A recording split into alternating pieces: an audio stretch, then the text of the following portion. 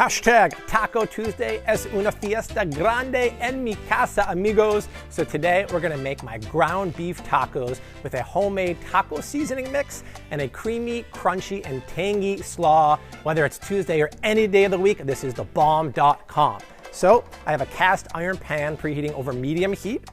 I'm gonna hit it up with a tablespoon or so of olive oil, and then hit it with 1 onion and a few cloves of garlic that are chopped. Let's give it a nice teaspoon of kosher salt and a couple cracks of fresh pepper.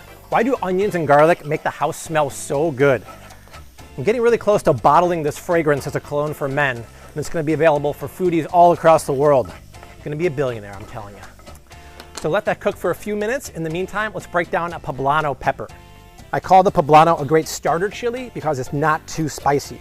And a fun chili fact of the day is when a poblano is dried, it's called a ancho chile. Let's get this in the pan and cook it for about 5 to 7 minutes until the onions are soft and translucent.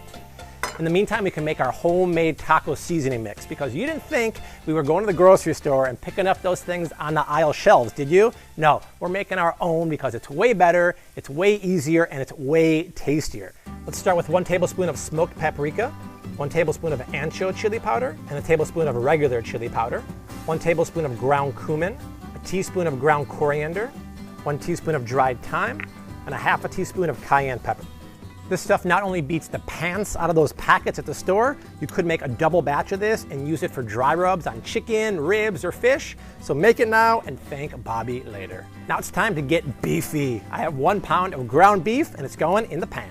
Just break it up with your spoon the best you can. And since we want to build tacos that have ultimate sabor, we have to season the ground beef because that's bland, right?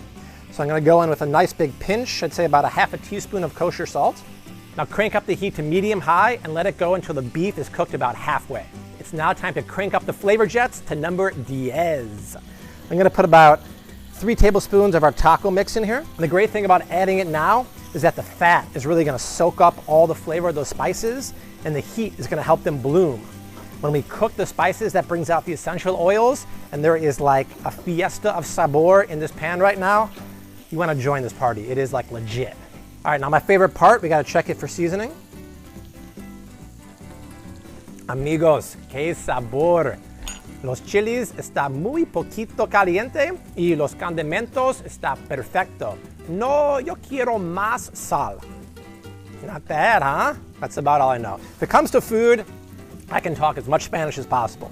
After that, I'm lost. Now I'm going to go in with about a half a cup of low sodium beef stock. Now this is just going to help everything really come together and create almost like a sauce.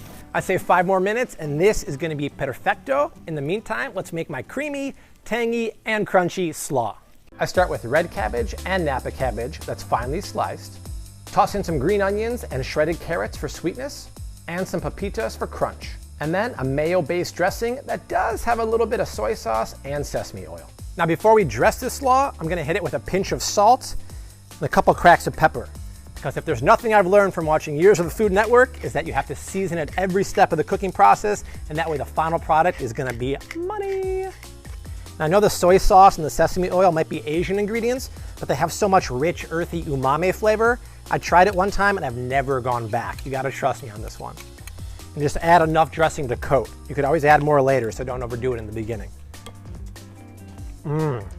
Crunch-tastic, or muy crujiente. The sauce is kind of reduced. We just have a little bit in the bottom like that. I think it's time to kill the heat and build some killer tacos, y'all. Now you're not doing it right unless you heat up your tortillas. And I'm gonna do it the old school way, the way my abuela taught me. So just put them directly on the burner and just leave it for about 10 seconds until they start getting charred on the bottom, flip them, and they're done. So I'm gonna put some slaw in the bottom here first because I don't want the juice from the ground beef to sog the bottom of the tortilla. That would be muy malo. So this is gonna help be that layer of insurance. Now, obviously when it comes to topping, the sky is the limit. Guacamole, melted cheese, but I'm just keeping it easy today. Some diced tomatoes here. Then a couple pickled jalapenos. I love that acidic pickled flavor. Kind of cuts through the richness of the meat a little bit. Salud.